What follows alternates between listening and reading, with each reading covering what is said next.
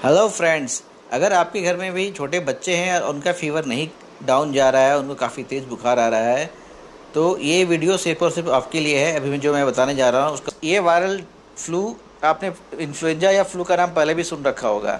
तो इस बार लोग ज़्यादा क्यों घबरा रहे हैं? क्योंकि इसका जो इंसिडेंस है वो काफ़ी बढ़ गया है। मतलब ये 6 टाइम्स ज़्यादा हो रहा है रेदर देन जितना पहले ये हुआ करता था।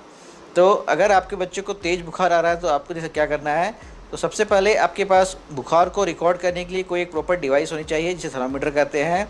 इंफ्रारेड वाला थर्मामीटर भी काफ़ी अच्छा होता है। इसे आप फोrehead पर या कान के अंदर डालकर दोनों तरीके से एक्यूरेटली टेम्परेचर मेजर कर सकते हैं, क्योंकि बच्चे यूजुअली इरिटेट हो जाते हैं, इरिटेबल होते हैं और बुखार को नॉर्मल वाले थर्मामीटर से मेजर करने नहीं देते हैं। इसलिए आपके पास एक इंफ्रारेड वाला थर्मामीटर होना बहुत ज़रूरी है। इससे आप बुखार काफ़ी अच्छे से चेक कर सकते हैं। अगर फीवर 99.5 डिग्री फ़ारेनहाइट के ऊपर आ रहा है तो आपके बच्चे को आपको मेडिसिन देनी है। मेडिसिन क्या देनी है? तो वो मेडिसिन है पैरासिटामोल, जिसका डोज होता है 15 mg पर केजी बॉडी वेट। मान लीजिए आपका बच्चा 10 किलो का है तो उसका डोज बनेगा 150 mg, यानी कि 150 मिलीग्राम। 150 मिलीग्राम क्या होता है? अगर नॉर्मल कैलपोल की शीशी है तो वो 6 ml के करीब बनती है, और अगर ये डबल स्ट्रेंथ वाली है तो ये 3 ml के करीब बनेगी। अगर 6 घंटे के अंदर दोबारा बुखार आ जाए तब आप क्या करोगे?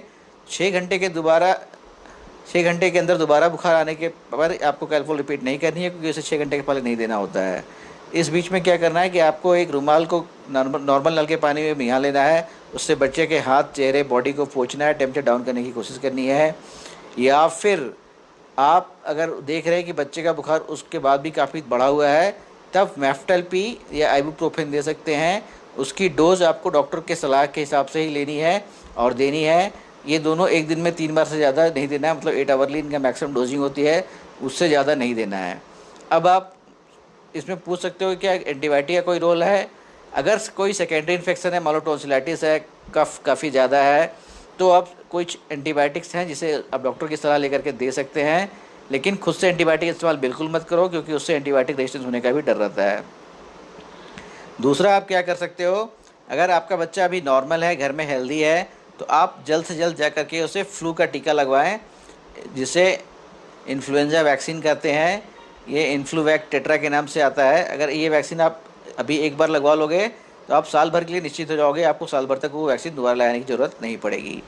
तो अब आप सिंपल लैंग्वेज इस बात को समझ चुके हैं कि बुखार आने पर क्या करना है, पैनिक नहीं होना है और दवाई देनी है। अगर फीवर डॉक्यूमेंटेड हो रहा है, बुखार आ रहा है सर्टेन लेवल के ऊपर, 9.5 के ऊपर। दूसरा, प्रिवेंशन कैसे करना है, तो फ्लू का वैक्सीन लगाना है।